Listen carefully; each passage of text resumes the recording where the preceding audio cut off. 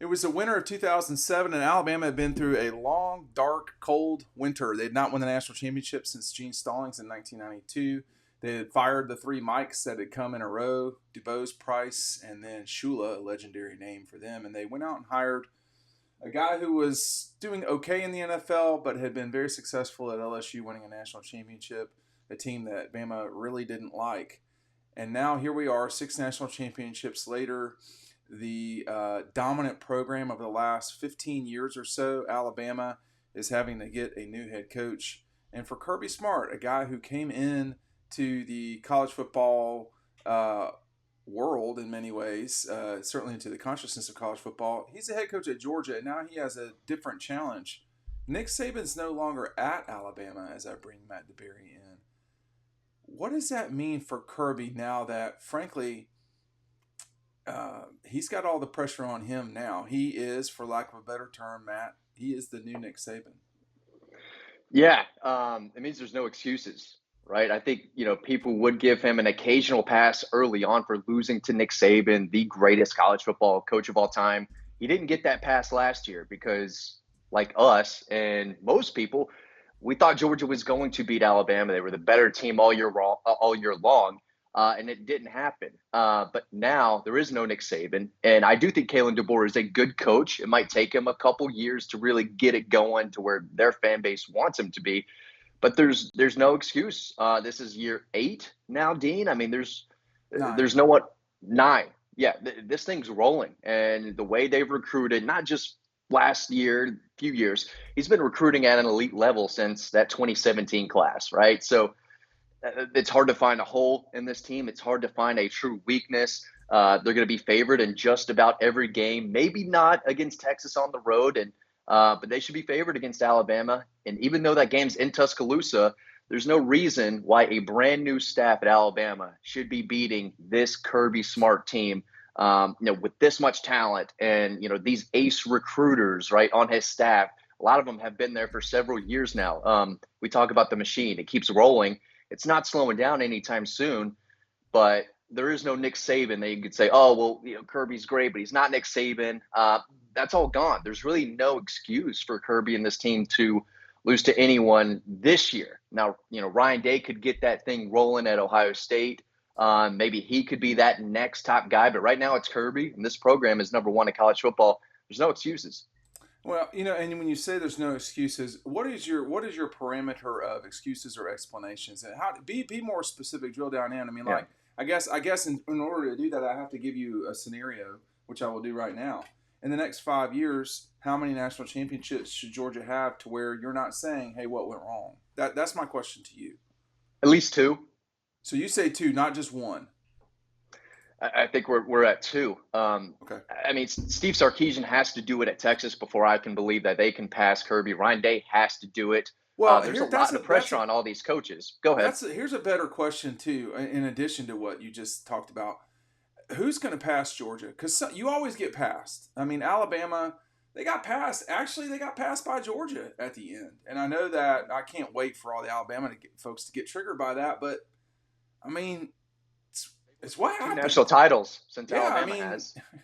If this right here didn't happen, Matt, that you couldn't. You couldn't. If that moment didn't happen, I don't think I could. I don't know. But 2 national championships in the last 3 seasons. They passed Alabama. They just lost the last time they played them. Yeah, I think there's a lot of pressure on Brian Kelly at LSU. They want him to be that guy to stay there for a while and win multiple national championships because that's a great job. People can go in and win there. But, Georgia's going to lose games. I don't think they should be losing by double digits to anyone. But, yeah, they're going to occasionally lose a tough game by maybe a possession or 2 here and there. And occasionally I expect them to win a national championship. And that could include a loss. I mean, the schedule's going to be really tough year in and year out. So I think they could lose a game this year and still win a national championship. It's just really tough to go undefeated now with this conference realignment, adding Texas and Oklahoma along with a playoff system. So going undefeated is going to be really tough.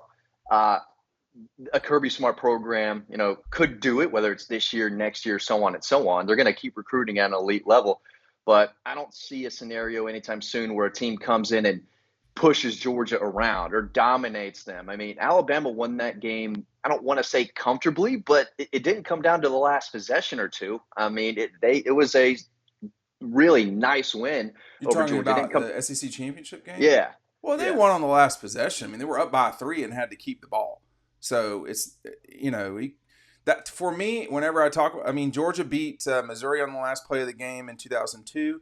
It just wasn't that they had to throw a touchdown. They had to, So that was the same thing with that SEC championship game, and obviously Alabama lost on the last play of the game when they lost to Michigan. This is not us running Alabama down. That's not what's No, going on. no.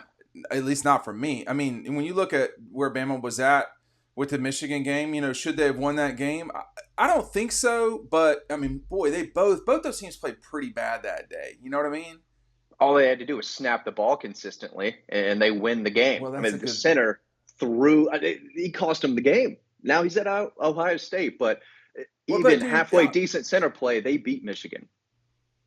Yeah. Okay, but you knew that the whole season. Yeah. He didn't have those issues against Georgia that I can recall. I think he had maybe 2 snaps that weren't that bad or weren't that good. And Jalen Milroe, I think, did his part and kind of saved it. Everything adds up, which is kind of getting to the Yeah. point here, which is, if you're Georgia and you have a $192 million budget, your coach is the most well paid in college football. You are consistently recruiting number 1, 2, or 3 football classes. There's not a lot of Ohio State, probably Alabama, and Georgia are the 3 programs that, to me are the point of the spear moving forward in college football over these next few years, Matt. I think you've correctly diagnosed that LSU and Texas are both in position as well. We're going to see some transition at Florida. We've seen transition at Alabama. Do you think that hurts Alabama? You do, right? I mean, he's not Nick Saban, right? So anything was a step down. Yeah. So I agree, and that doesn't mean they don't win the national championship this year or the next. Yeah. I just don't see them winning it this year with a changing. It would be like expecting Georgia baseball to win the national championship or predicting that they will. I don't think they will. I think they'll. I mean, I don't think they will, but I think they showed. Oh, this is a really good match. This is really what you want. But they're not playing well enough. So I say all that to say this. If you were to boil it down to 2 teams, for me, it would be Ohio State and Georgia. But you can't ignore the possibility of Bama, Texas, LSU. I'm not ready to say Michigan or Penn State, but Oregon. There's people out there. But if you say, hey, there's no excuses anymore, Nick Saban's gone. Is it that Ohio State is the direct threat, or is it the field, or is it Alabama, or who is it that's directly in Georgia's way? Right now, I'd say it's Ohio State. It could be Alabama in It could be 2 to 3 years. Yeah, and I'm sure they're going to give everything they have when Georgia comes to town. That's the game that they've circled. They've damaging would it be? Auburn, but what does the loser of that game take from that? Let me rewind for a second, and then I'll throw it back to you for the close, which is that in 2021, people wouldn't shut up about how the loser of the Georgia Clemson game, they could still be in the playoff. I was saying that week, and I want to make sure that people realize what I was saying. No, the loser of this game is in real trouble. I mean, you just look at the schedules. I wonder what it will mean to Georgia if they lose to Alabama over there. And I wonder if that will mark the new beginning of Alabama, which is we're no longer the top dog if Georgia goes to Tuscaloosa and wins. We talked in a video last week about that spark that Georgia had when they beat Notre Dame. If Alabama beats Georgia, that could be their spark and say, hey, this could really work. We already have a signature win here for sure in Tuscaloosa. That place is going to be rocking, and it would be a massive, massive win. So I definitely think that could spring them forward in a way that, maybe a little sooner than they expected. That would be a massive win if they were to beat Georgia. I don't expect them to. I expect them to put up a real fight.